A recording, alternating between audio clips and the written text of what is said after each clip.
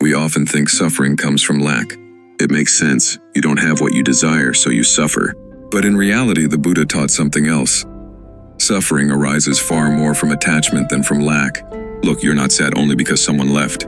You're sad because you wanted them to stay.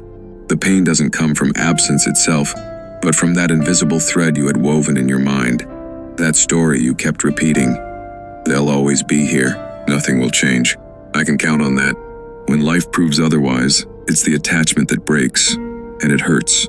Buddhism warns us, every time you cling too tightly to something or someone, you create dependence. And every dependence already carries within it the seed of future suffering. Because sooner or later, life will take away what you cling to. A person, wealth, status, even your own body. Everything eventually slips away. So should we love nothing so that we lose nothing?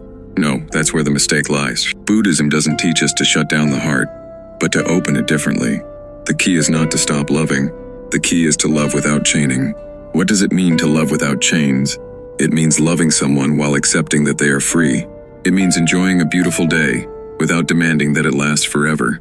It means celebrating success without believing it defines who you are. In truth, loving without attachment is loving while knowing that everything is impermanent. It's like holding a bird in your hand. If you squeeze too tightly, you suffocate it. If you open your hand, it may fly away, but it may also return. True love doesn't want to possess. It simply wants to exist. And when you understand this, you breathe differently.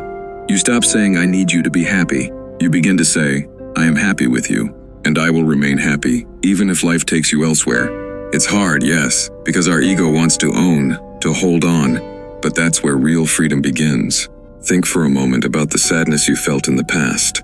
A lost friend, a broken love, a project that collapsed.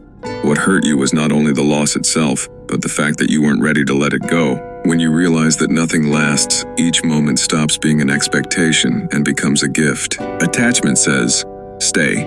Love says, be free. And between the two lies the difference between suffering and peace. So next time you love, try a new practice. Love deeply, love sincerely. But don't forge chains. Say to yourself, this person, this moment, this joy, they don't belong to me. They are simply passing through my life.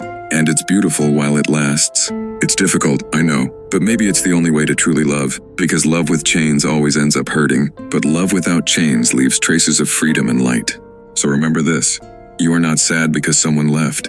You are sad because you wanted them to stay. And the key is not to close your heart, but to learn how to love without chains. That was today's Chronicle. Don't forget to hit follow. More wisdom is on the way.